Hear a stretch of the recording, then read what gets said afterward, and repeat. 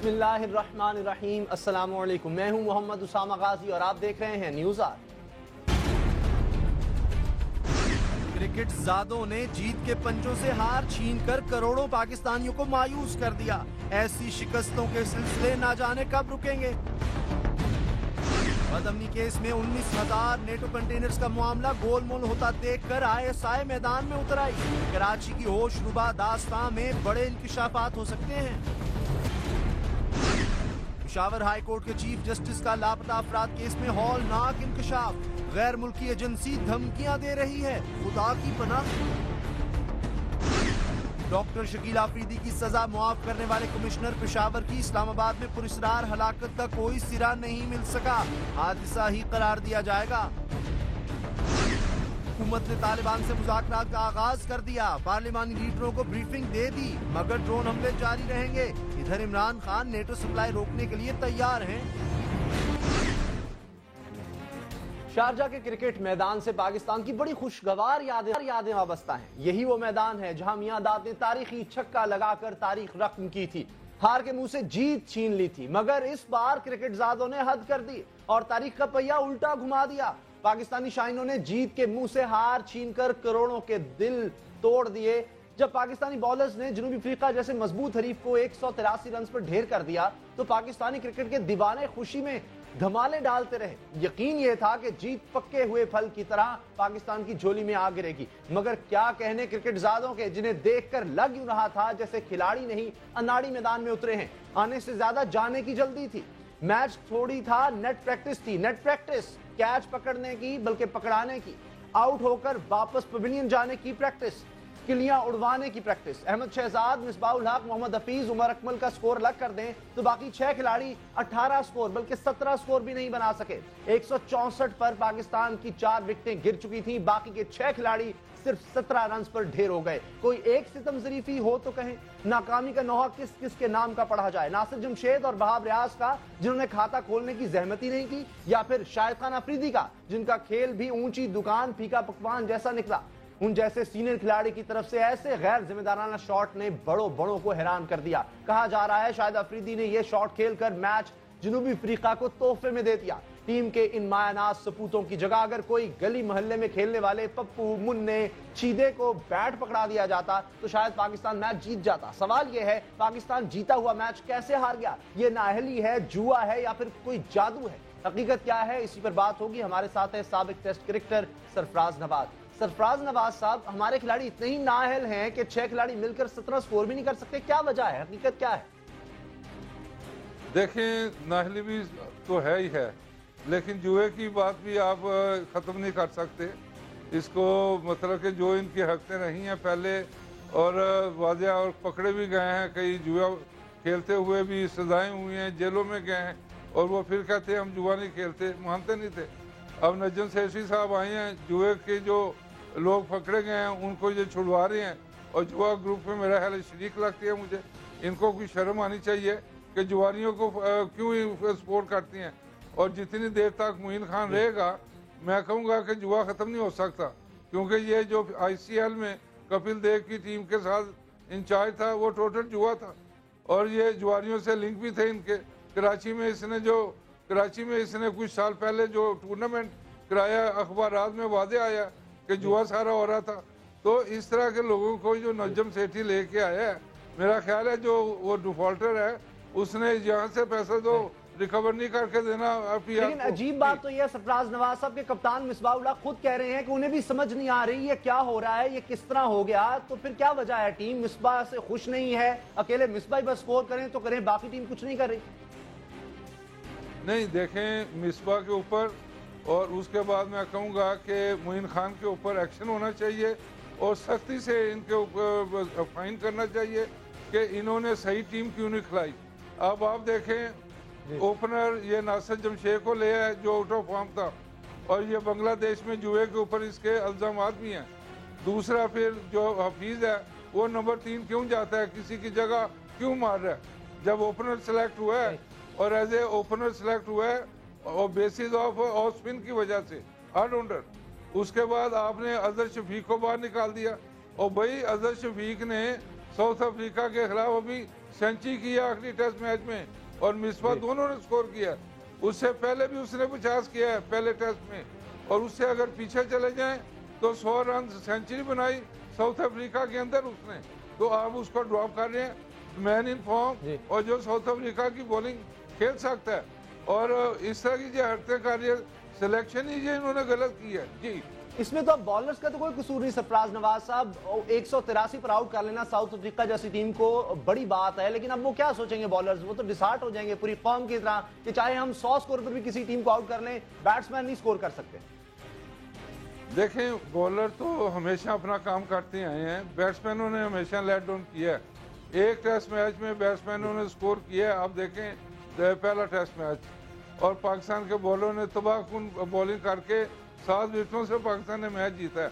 और अब कितनी देर तक बॉलिंग के सहारे पे आप चलेंगे, बैटिंग भी करें, और ये जिस तरह ये आउट हुए हैं, अब मैं ये कहूँगा कि 3 प्लेयर, अगर इमरान खान कैप्टन होता है इस टीम का, ये नाहल जो लोग बैठे हुए हैं ना, इमरान खान के इनको नत डाल देनी थी, अफरीदी को उसने बाहर निकालना था, उमर अकमल को उसने फारिग करना था, और नासिर जमशेद को फारिग करना था, कि जिस तरह अफरीदी को फारिग करना था, जिस तरह उसने शॉट खेली, ही प्लेइंग फॉर द गैलरी।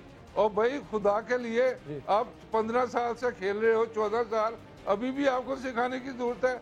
आप वहां जाके सिंगल टूज करें, पीछे 4 विकेटें बाकी हैं और 15 रन चाहिए, आप छक्कों की तरफ जा रहे हैं। और मैं डेफिनेटली ये कहूंगा कि इसको नेक्स्ट 2 मैचों से ड्रॉप करें ताकि ये इंसान बने जी। नहीं, भारत का एक खिलाड़ी विराट कोहली जो सचिन तेंदुलकर के रिकॉर्ड तोड़ रहा है, आगाज दोनों का उमर अकमल और विराट कोहली का इकट्ठा था, उमर अकमल कहां रह गए, विराट कोहली कहीं जाकर बैठे हुए हैं, इतने जबरदस्त शॉट्स लगाते हैं, सेंचुरी पे सेंचुरियां बना रहे हैं।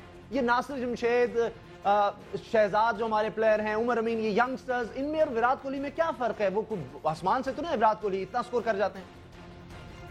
नहीं, देखें, उमर अमीन को तो इन एंड आउट कर रहे हैं, अब नासिर जमशेद तो टीम में आते ही नहीं।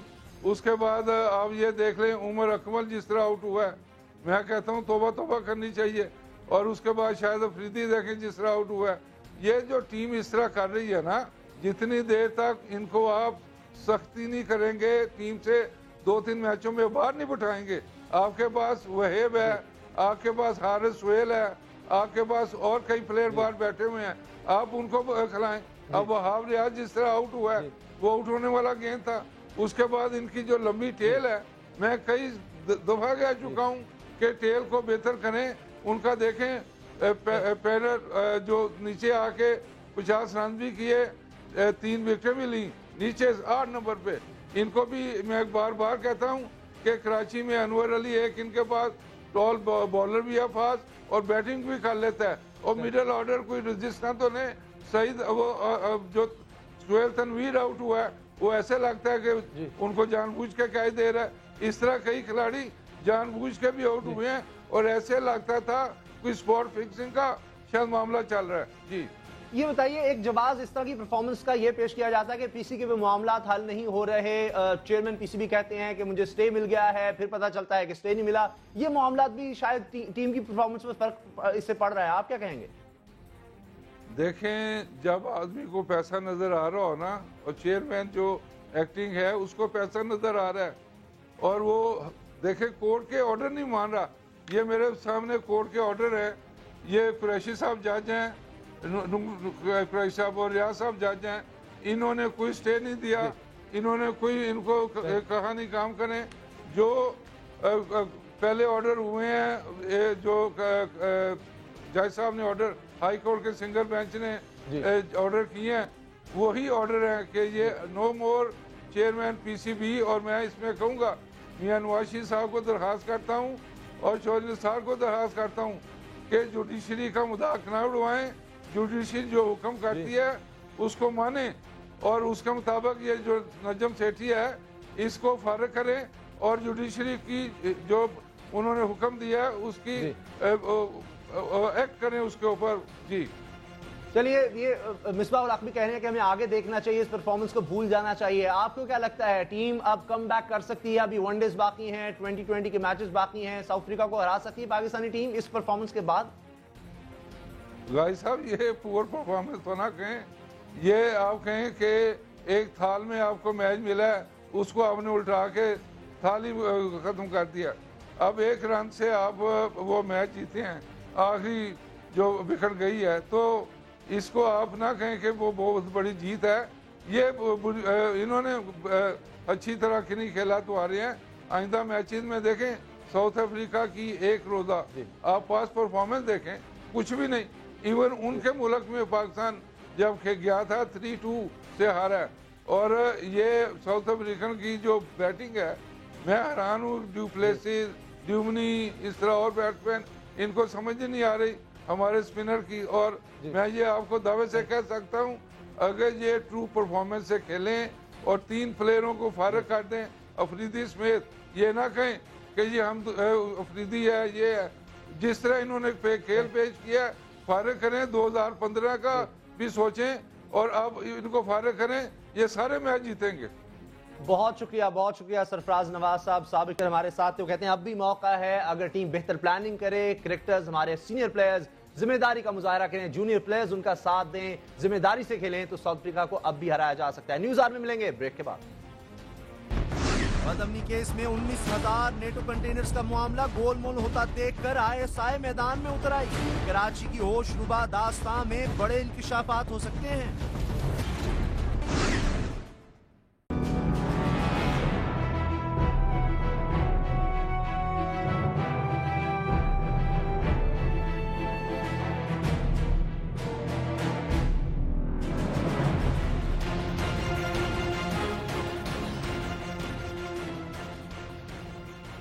کراچی والوں کے لیے اچھی خبر یہ ہے کہ سپریم کورٹ آف پاکستان ان کی بے امنی کی تمام وجوہات کا گہرائی تک جائزہ لے کر حکومت سے ان کا سدباب کروانے کے فیصلے پر ڈٹی ہوئی ہے.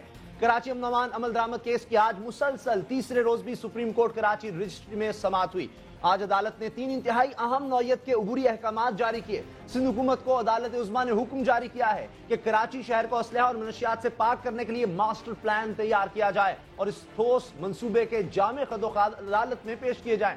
عدالت نے نیٹو کے لاپتہ ہونے والے 19,000 کنٹینرز کے بارے میں حکم دیا ہے کہ شعیب سڈل کمیشن رپورٹ کی روشنی میں عدالت کو بتایا جائے کہ یہ چوری شدہ کنٹینرز کہاں ہیں, کس نے چوری کیا اور ان کنٹینرز میں کیا کیا سامان تھا. عدالت نے وفاق پاکستان کو الگ سے حکم دیا ہے کہ پاکستان میں پائی جانے والی تمام سمندری اور بری یعنی سی پورٹس اور ڈرائی پورٹس پر آج تک جتنا اسلحہ آیا ہے اس کی تفصیل عدالت کو دی جائے. یہ بھی بتایا جائے کہ یہ اسلحہ کس نے منگوایا, کس ملک سے منگوایا اور اس کی مالیت کتنی تھی. عدالت جو کراچی کا امن واپس کرنے کا مصمم ارادہ کر چکی ہے, اس کو اچھی طرح اندازہ ہے کہ کراچی میں لاقانونیت کا زہر پیسے کے حصول کے لیے بچھایا گیا ہے, اور یہ کون نہیں جانتا کہ لاقانونیت کے بطن سے خوف جنم لیا کرتا ہے. کراچی مکمل طور پر بدترین خوف کی لپیٹ میں ہے, اور خوف کا یہ عالم ہے کہ آج چیف جسٹس آف پاکستان نے اینٹی نارکوٹکس فورس کے سربراہ لیفٹیننٹ جنرل سے متعلق ریمارکس دیے کہ فوج کا جنرل بھی یوسف گوٹ کا نام لیتے ہوئے ڈرتا ہے. خوف کا یہ بھی عالم ہے کہ نیٹو کے 19,000 کنٹینرز غائب ہو گئے, مگر کسی میں یہ جرت نہیں کہ وہ چور کی نشاندہی کر سکے. یہ خدا کا غضب نہیں تو اور کیا ہے کہ 19,000 کنٹینرز کا معاملہ گول گول گھمایا جا رہا ہے. حد تو یہ ہے کہ خود امریکی سفیر رضاکارانہ طور پر چیئرمین FBI کو چٹھی لکھ کر کہہ رہے ہیں کہ ہمارا کوئی کنٹینر غائب ہی نہیں ہوا. اس ساری صورتحال کو دیکھتے ہوئے پاکستان کی سلامتی پر مامور پاکستان کا خفیہ ادارہ منظر عام پر آ گیا ہے. جی ہاں, ISI کراچی امن و امان کیس میں بطور فریق سامنے آ چکی ہے, اور لگ یہ رہا ہے کہ وہ کراچی کی بے امنی سے جڑے نیٹو کنٹینرز کا معاملہ گول مول نہیں ہونے دے گی. ISI کے پاس نیٹو کنٹینر سے متعلق کیا معلومات ہیں, یہ جاننے کی کوشش کریں گے ISI کے وکیل راجہ سے. راجہ ارشاد صاحب, آپ نے ہمیں کراچی سے جوائن کیا ہے, یہ بتائیے کہ کیا رپورٹس ہیں ISI کے پاس, یہ کنٹینرز کہاں گئے, اسلحہ کہاں گیا؟ بسم اللہ الرحمن الرحیم. دیکھیے جناب, پہلی بات تو یہ ہے کہ ISI کا اس کیس سے کوئی تعلق نہیں ہے. یہ ایک غلط فہمی پیدا ہو گئی ہے کہ میں ISI اس کیس میں فریق ہے یا میں ISI کو ریپرزینٹ کر رہا ہوں. یہ قطعاً ایسا نہیں ہے. اس کی بیک گراؤنڈ یہ ہے کہ میں لیگل ایڈوائزر تھا 2011 میں FBR کا. اس وقت یہ کنٹینر اسکیم منظر عام پر آیا, میڈیا کے ذریعے سے, الیکٹرانک میڈیا کے ذریعے سے. سپریم کورٹ آف پاکستان نے اس کا سو موٹو نوٹس لیا اور اس کیس کو ریفر کیا FTO کے کہ وہ اس کیس کو ایگزامن کریں, انکوائری کریں, ایویڈنس کلیکٹ کریں اور اصل حقائق کیا ہیں. FTO نے اس کیس کو اس میں انویسٹیگیشن کی, انکوائری کی, ایویڈنس کلیکٹ کی اور وہ رپورٹ ایک کمپریہنسو رپورٹ سبمٹ کی سپریم کورٹ آف پاکستان کے سامنے. اس رپورٹ کی بیسس پر سپریم کورٹ نے چیئرمین اس وقت کے چیئرمین FBI مسٹر سلمان صدیق ان کو بھی بلایا اور وہ کورٹ کے سامنے اپیئر ہوئے. میں نے FBI کو ریپرزینٹ کیا. I also appeared before the court. اور اس کے رپورٹ کی بیسس پر یہ FBI سے کہا گیا کہ وہ ایویژن. راجہ ارشاد صاحب، یہ پورا میڈیا آپ کو پھر ISI کے وکیل کے طور پر کیوں پیش کر رہا ہے؟ حقائق اصل میں کیا ہیں وہ بتائیے، اور یہ بتائیے کہ پھر آپ نے پارٹی کیوں اس میں بنے ہیں؟ ایسے نہیں ہے، میں آپ کو بتاتا ہوں جو پوزیشن ہے. ISI کا اس سے تعلق نہیں ہے. اسامہ صاحب، میں کورٹ میں موجود تھا کسی اور کیس کے سلسلے میں. میرا کیس ہے اس وقت سپریم کورٹ میں ایک اور کیس ہے جس کے متعلق میں کورٹ میں موجود تھا. تو چونکہ آلریڈی اس کیس میں جو رپورٹ سبمٹ ہوئی ہیں وہ اس وقت میں لیگل ایڈوائزر تھا، وہ میں نے رپورٹ سبمٹ کی تھی، اور اس کنٹروورسی کو ریزالو کرنے کے لیے وہ بڑی ڈیٹیلڈ رپورٹس تھی جو کہ اس وقت کے ممبر آڈٹ حافظ انیس احمد اور ان کی کمیٹی نے، جو کہ پروب کمیٹی بنائی گئی تھی چیئرمین FBI نے، اور میں ایز اے لیگل ایڈوائزر اس کمیٹی کو اپنی لیگل اسسٹنس دے رہا تھا. اس کیپیسٹی میں بتائیے کہاں پھر آپ کی رپورٹس کیا ہیں؟ آپ کے پاس کیا معلومات ہیں؟ یہ اسلحہ کہاں سے آیا، کہاں گیا، میں آپ سے عرض کرتا ہوں، میرے پاس میں ریلائی کرتا ہوں انہی رپورٹس پر جو حافظ انیس صاحب نے اور ان کی ٹیم نے تیار کی ہیں، اور وہ رپورٹس سپریم کورٹ کے ریکارڈ پر لائی گئی ہیں. وہ کنٹینرز تھے، وہ کنٹینرز پورٹ سے نکلے، اور وہ کیا لیپسز تھی پروسیجرل جن کی وجہ سے وہ انہوں نے فائدے اٹھائے، اور وہ کنٹینرز راستے میں ان کا سامان نکالا گیا. وہ سامان کیا تھا؟ کئی کنٹینر جن میں بعد میں جو ڈیکلیریشن فائل ہوا کسٹم میں وہ لکھا ہے اس میں فوڈ سٹف ہے، اور وہ بعد میں شراب پکڑا گیا. اسی طرح پاسبلٹی یہ ہے کہ ان کنٹینرز میں جو ڈیکلیریشن دیا گیا وہ اور ہے، اور ان کے اندر مٹیریل اور تھا. اور پاسبلٹی یہ ہے، سفیر تو یہ کہتے ہیں امریکی سفیر کہ کوئی کنٹینر غائب نہیں ہوا، جبکہ 19,000 کنٹینرز کی بات ہوئی.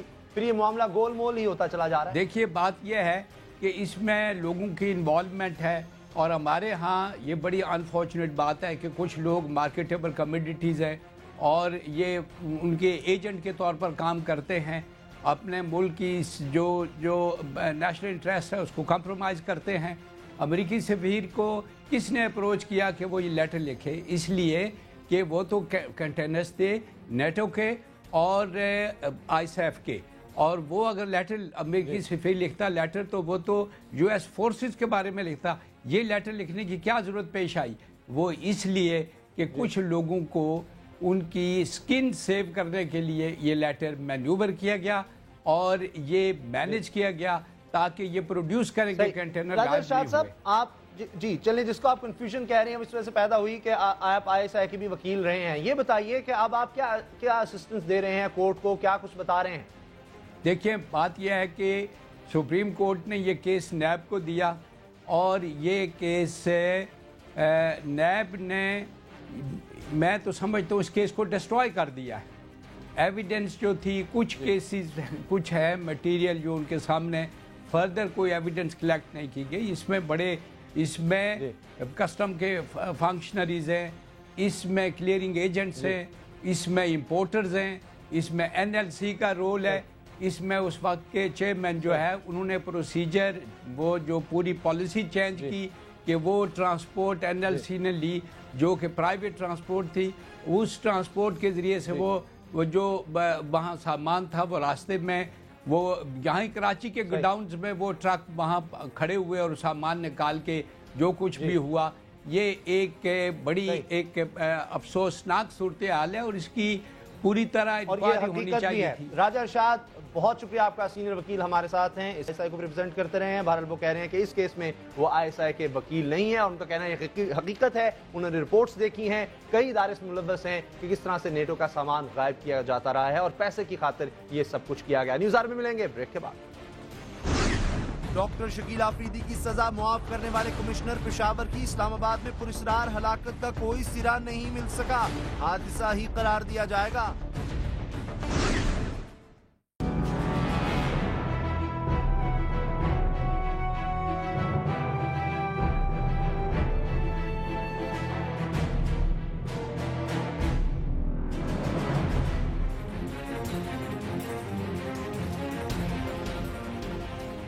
लापता अफराद का मामला पाकिस्तान का इंतहाई अहम तरीन मसला है। पाकिस्तान के शहरियों के लापता होने के सिलसिले में तेजी उस वक्त आई जब साबिक मर्द आहान परवेज मुशर्रफ एक टेलीफोन कॉल पर ढेर हो गए और मुल्क को पराई जंग की भट्टी में झोंक दिया। यह एतराफ भी परवेज मुशर्रफ की किताब में मौजूद है कि उस दौर में पाकिस्तानियों के दाम खरे किए गए, लापता अफराद दूसरे मुल्कों के हवाले करके डॉलर वसूल किए गए। कहा यह जाता है कि पाकिस्तान के लापता अफराद की एक बड़ी तादाद गैर मुल्की जेलों में कैद है। लापता अफराद या मिसिंग पर्सन्स एक कलंक का टीका है जो रियासत के माथे पर आवेजा है।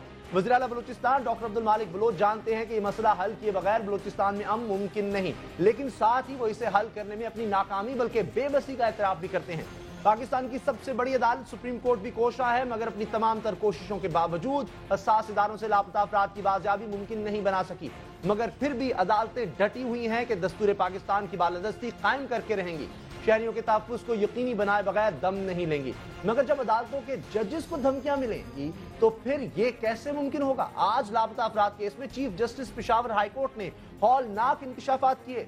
कहना यह था कि आज वो भरी अदालत में सबके सामने ये बात कह रहे हैं कि गैर मुल्की एजेंसी अदालत को धमकियां दे रही है, लेकिन बदकिस्मती से हमारी एजेंसियां भी गैर मुल्की एजेंसियों से मिल जाती हैं। इल्जामात संगीन हैं। इसका जवाब लेंगे खैबर पख्तूनख्वा के सीनियर सूबाई सिराजुल हक से। सिराजुल हक साहब, ये तो इंतहा हो गई कि इस तरह से सीनियर जजेस को भी एजेंसियां धमकियां दे रही हैं, ये हकीकत है? बिस्मिल्लाहिर्रहमानिर्रहीम, अगर चीफ जस्टिस साहब कह रहे हैं तो हकीकत ये होगी कि उनको किसी ने धमकी दी होगी।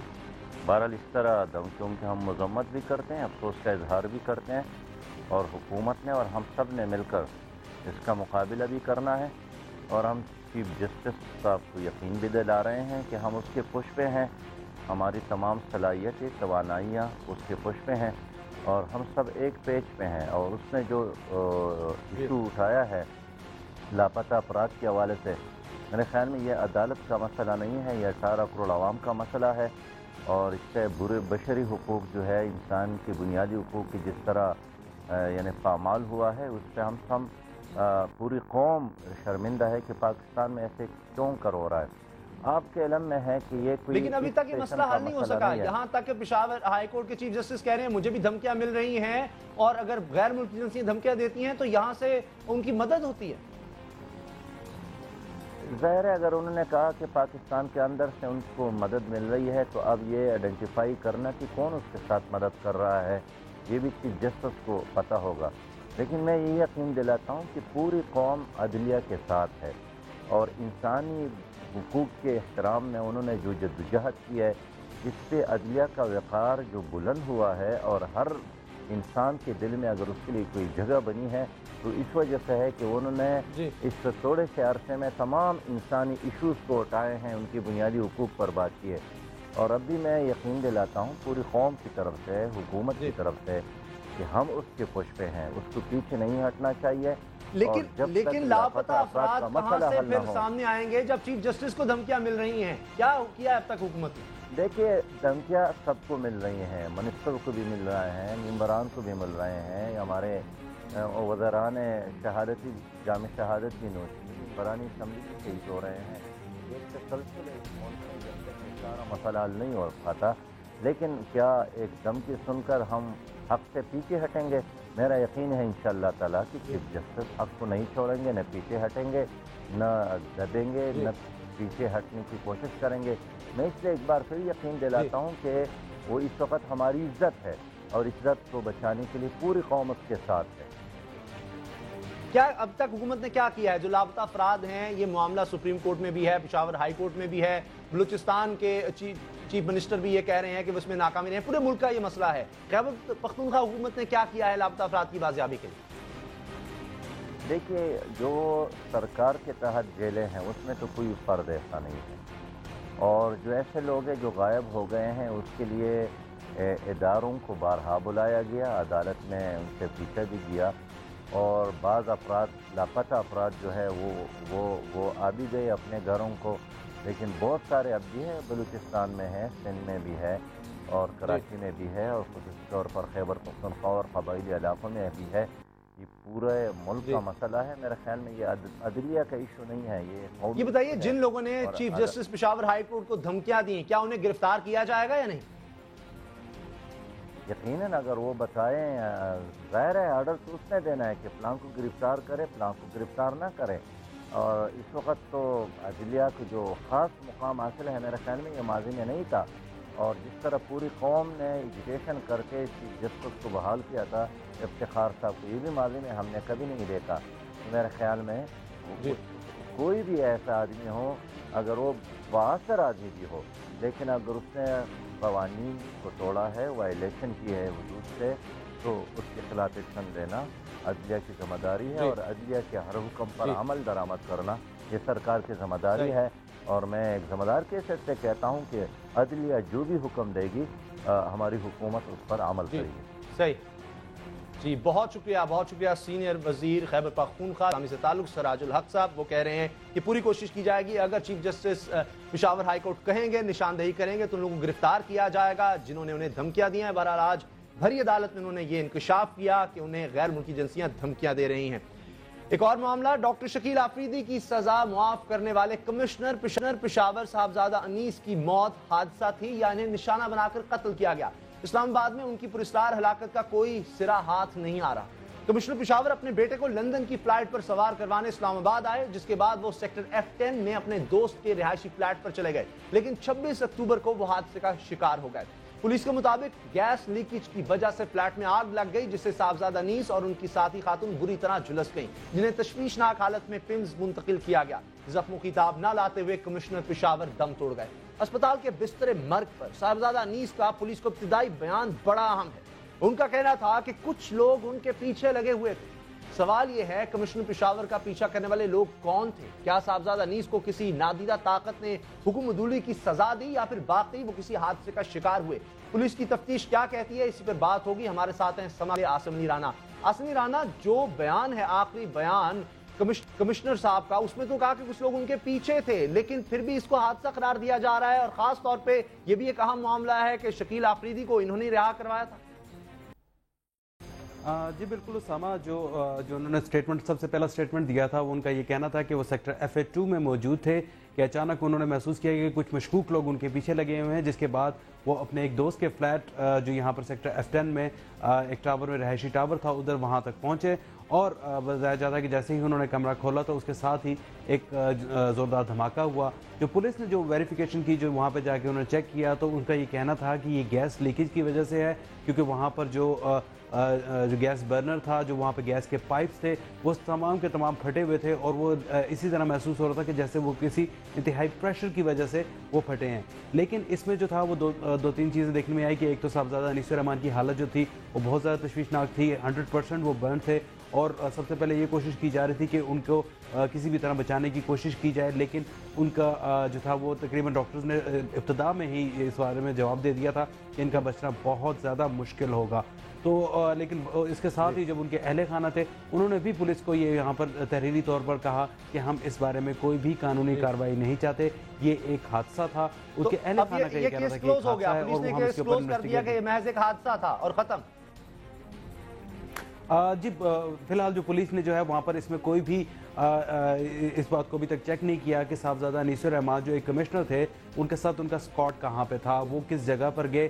پولیس ابھی تک سے جو ان کی فیملی نے جو ان کو جس طرح سے خواہش ظاہر کی اس کیس کو دبانے کا اظہار کیا، ان کے اوپر وہ کر رہے۔ ابھی جو سب سے اہم بات ہے وہ یہ کہ ان کے ساتھ جو ایک ساتھی خاتون تھی جس کا نام اظہر نساء بتایا جا رہا ہے، وہ ابھی تک جو ہے وہ پیمز کے برن یونٹ میں داخل ہیں، 50% شی از برن، اور ان کی حالت بھی خاصی تشویشناک ہے، وینٹیلیٹر پر ہیں۔ اگر وہ ہوش میں آئیں اور وہ بتا سکیں اس حوالے سے کہ یہاں پر اس وقت کیا حادثہ پیش آیا، کس طرح سے تھا، کیا وہ فلیٹ جو تھا وہ پہلے سے ہی خالی تھا या वहाँ पर कोई वहाँ से पहले शख्स मौजूद था, ये हादसा किस तरह से पेश आया, बिल्डिंग की जो इंतजामिया है उससे भी अभी तक पुलिस ने कोई खास सवाल जवाब नहीं किए। सिर्फ एक चौकीदार को उन्होंने उस दिन वहाँ पर जिसने उनको शिफ्ट किया था हॉस्पिटल, उसका स्टेटमेंट लिया है। इसके अलावा पुलिस ने अभी तक उनकी जो फैमिली है, सिर्फ उनकी एक जो रिटर्न उनकी दरख्वास्त है कि हम कोई कानूनी कार्रवाई नहीं चाहते, पुलिस उसी के ऊपर डिपेंड कर रही है। लेकिन जो इसमें होना चाहिए था, जिसको पूरी तरह से प्रूव किया जाता, वो अभी तक पुलिस की तरफ से देखने में नहीं आया।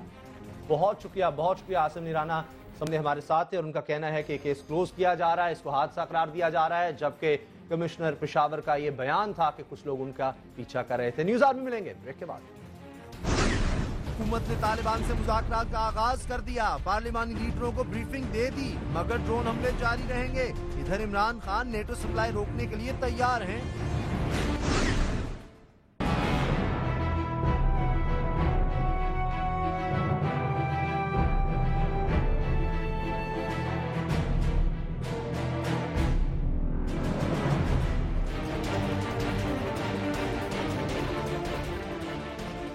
वज़ीर आज़म मियां मोहम्मद नवाज शरीफ ने लंदन में बरतानिया के नायब वज़ीर आज़म निक क्लेग से मुलाकात के दौरान इंकशाफ किया है कि तालिबान से मुज़ाकरात का आगाज कर दिया गया है। ताहम ये मुज़ाकरात दस्तूर पाकिस्तान की हुदूद में रह कर किए जाएंगे। उधर पाकिस्तान में तालिबान से मुज़ाकरात के जिम्मेदार वफाकी वज़ीर दाखिला जनाब चौधरी निसार ने कौमी असम्बली के तकरीबन तमाम पार्लिमानी लीडरों को स्पीकर के चैम्बर में ब्रीफिंग दी। चौधरी निसार ने कौमी रहनुमाओं को बताया कि तालिबान के साथ मुज़ाकरात का अमल शुरू कर दिया गया है। मुज़ाकरात का एजेंडा, तरीक़ाकार और मकाम तय किया जा रहा है। चौधरी निसार की इस ब्रीफिंग में कायदे इख्तिलाफ खुर्शीद शाह, MQM के डॉक्टर फारूक सत्तार, तहरीक इंसाफ के शाह महमूद कुरैशी, JUIF के अब्दुल गफूर हैदरी, कौमी वतन पार्टी के आफ्ताब खान शेरपा और अवामी मुस्लिम लीग के शेख रशीद अहमद शरीक हुए। इतलात के मुताबिक चौधरी निसार ने ब्रीफिंग में बताया कि तालिबान के साथ मुज़ाकरात में ताखीर पेशावर चर्च हमले और मेजर जनरल सनाउल्लाह की शहादत की वजह से हुई। चौधरी निसार ने पार्लियामानी लीडरों को दूसरी ब्रीफिंग जल्द देने की उम्मीद भी जाहिर की और कहा कि जो ही तालिबान के साथ मुज़ाकरात में पेशरफ्त होगी, कौमी रहनुमाओं का इत्मीनान भी लिया जाएगा। खुदा करे कि मुज़ाकरात की ये गाड़ी पटरी पर चढ़ी रहे, क्योंकि तालिबान मुज़ाकरात के लिए ड्रोन हमलों की रोकथाम को बुनियादी शर्त करार दे चुके हैं। लेकिन तबाहकुन इंकशाफ अमेरिका के इंतहाई अहम सेनेटर एलन ग्रेसन का है कि ड्रोन हमले पाकिस्तान की मर्जी से होते हैं। ये दूसरी हुकूमत है जो ड्रोन हमलों पर दोहरी पॉलिसी पर चल रही है। पिछली हुकूमत की तरह नवाज शरीफ साहब की हुकूमत भी दबे दबे और लगे लिपटे अंदाज में ड्रोन हमलों को सूदमंद करार देती है। हुकूमत के आदाद शुमार यही बता रहे हैं कि ड्रोन हमलों में मासूम शहरी न होने के बराबर जाँ बाक हुए, जबकि नेक मोहम्मद, बैतुल्ला महसूद और वलीउर रहमान जैसे पाकिस्तान के दुश्मन इन्हीं ड्रोन हमलों का शिकार हुए। मगर हुकूमत वक्त माजी की हुकूमत की तरह आवाम को इत्मीनान में लेने और इन्हें सच बताने से गुरेजा है। अगर हुकूमत ड्रोन हमलों को दुरुस्त समझती है तो कौम को बताए, अगर गलत समझती है तो फिर उनको अगले ही रोज बंद हो जाना चाहिए, क्योंकि ड्रोन हमले मकामी मुआवनत के बगैर मुमकिन नहीं। लेकिन शायद ऐसा मुमकिन नहीं, क्योंकि हुकूमतकारी एक चेहरे के साथ कई बातें करने का नाम है। अगर हुकूमत ड्रोन की हिमायत का ऐलान करती है तो तालिबान के साथ मुज़ाकरात नहीं होंगे, मगर मुसीबत यह है कि मुज़ाकरात के दौरान ड्रोन हमला हो गया तो मुज़ाकरात भी सबूताज हो जाएंगे और सख्त गिर रवैया रखने वाले इमरान खान भी मुतहरिक हो जाएंगे। क्योंकि आज ही इमरान खान साहब ने ऐलान किया है कि अगर तालिबान के साथ मुज़ाकरात के दौरान ड्रोन हमला हो गया तो उनकी खैबर पख्तूनख्वा हुकूमत नेटो सप्लाई बंद कर देगी। तालिबान के साथ मुज़ाकरात और ड्रोन हमलों पर पाकिस्तानी हुकूमतों की मजबूरियों पर बात होगी। हमारे साथ है मुल्क के मारूफ दिफाई निगार जनाब air vice marshal retired Shahzad Chaudhary. Shahzad Chaudhary साहब, इससे पहले कि मैं आपसे सवाल करूं, मैं चाहता हूं आप और हमारे देखने वाले जरा सुन लें कि इमरान खान साहब ने आज क्या कहा ड्रोन के बारे में। अगर डायलॉग के दौरान कोई भी ड्रोन अटैक हुआ, मैं आज आपको कह रहा हूं कि पख्तूनख्वा के अंदर हम असेंबली में रेजोल्यूशन पेश कर रहे हैं, हम नेटो का सप्लाई आपको ब्लॉक करके दिखाएंगे। शहजाद चौधरी साहब, ये तो इमरान खान कह रहे हैं, लेकिन क्या ये दोहरी पॉलिसी है? क्योंकि एक तरफ जो रिपोर्ट पेश की जाती है उसमें नजर आ रहा है कि सिर्फ 3% शहरी जहां बाक हुए, पिछले 2 साल में कोई भी शहरी जहां बाक नहीं हुआ, और वहां जाकर अमेरिका जाकर ये बयान दिया जाता है कि हम ड्रोन हमलों के खिलाफ हैं। ये क्या हो रहा है?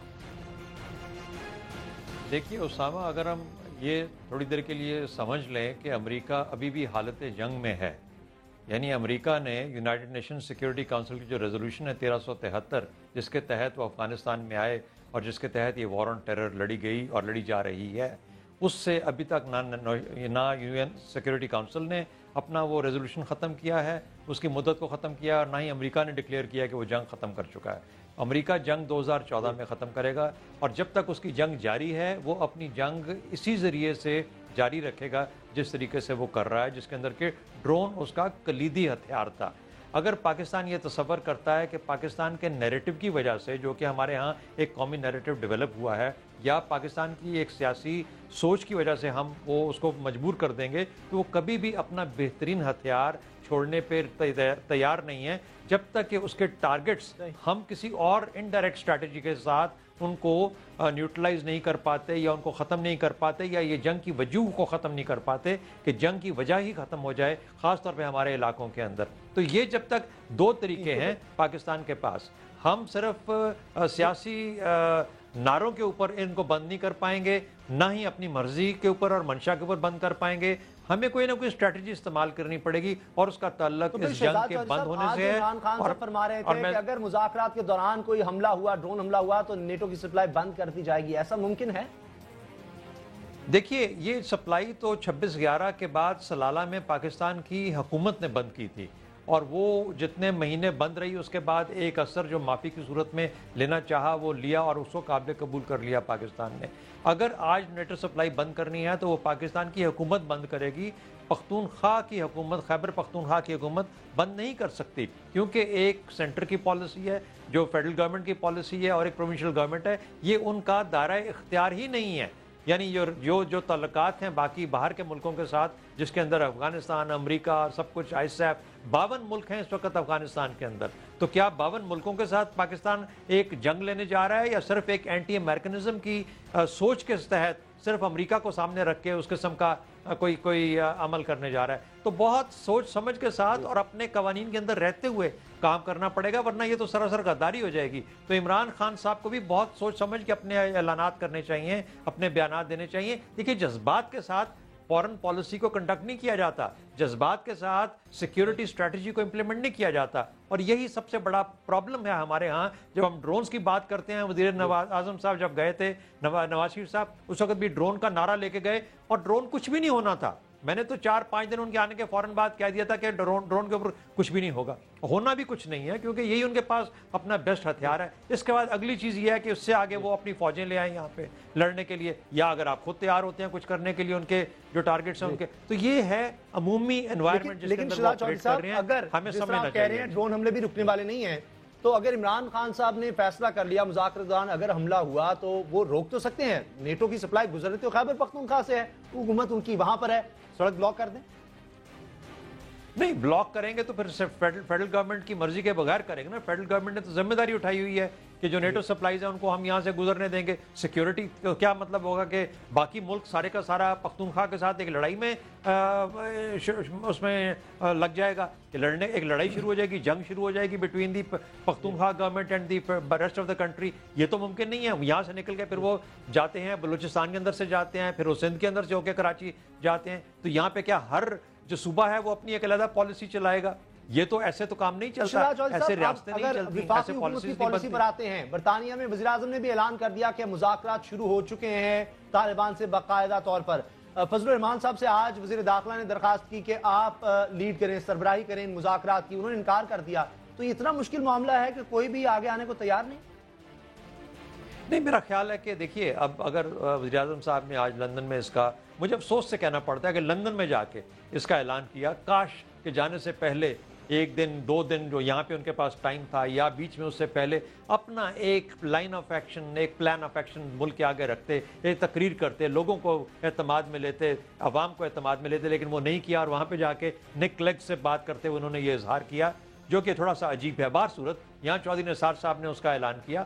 میں سمجھتا ہوں کہ اگر ان دونوں کی باتوں کو ملا لیا جائے تو اگر کچھ نہ کچھ تو شاید اس میں حقیقت ہے۔ اگر حقیقت ہے تو یہ گورنمنٹ ہی کی ذمہ داری ہے کہ وہ اپنا یہ ذمہ داری اٹھائے اور اس کو آگے لے کے جا کے چلے، کیونکہ ابہام پچھلے 55 دنوں سے اس ملک کے اندر ہے۔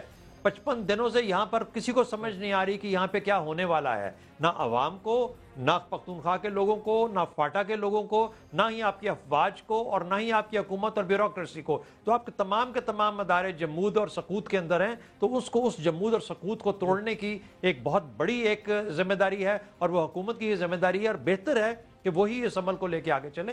ہاں، ان کے پاس آپشنز ہیں، اگر کسی کو کوئی وزیر اعظم نے کہا آئینی حدود میں رہ کر مذاکرات ہوں گے، آپ کو لگتا ہے خفیہ ہی رکھے جائیں گے؟ جبکہ وزیر داخلہ نے تو کہا ہے کہ بریفنگ دی جائے گی جس طرح سے معاملات آگے بڑھیں گے۔ اسامہ بہتر تو یہ ہے کہ ایسے معاملات کی کچھ ڈیٹیلز ایسی ہوتی ہیں جو کہ جب تک وہ مکمل نہیں ہو جاتی اس وقت تک ان کو خفیہ ہی رکھا جانا چاہیے. بہر صورت ہفتے میں ایک مرتبہ جو وزیر داخلہ ہیں یا کوئی ایسا ذمہ دار جو ہے حکومت کا, اس کو چاہیے کہ میڈیا کو ضرور بریف کریں اور اس کے اندر ڈیٹیل نہ دیں, بھلے ڈیٹیل نہ دیں لیکن یہ ضرور بتائیں اس کے خد و خال, اس کا جو فریم ورک ہے وہ کیسے موو کر رہی ہیں, کتنی امید ہے, کتنی امید نہیں ہے, وغیرہ وغیرہ وغیرہ. اور اس کے ساتھ ابھی ویریشنز آتی رہیں گی, حملے آتے رہیں گے, چیلنجز آتے رہیں گے, ان کو کیسے ساتھ حکومت لے کے چلے گی, اس کو طالبان گروپس کیسے ہینڈل کریں گے. یہ وہ چیزیں ہیں جو کہ آہستہ آہستہ, کیونکہ عوام کا ذہن بھی تیار کرنا ہے.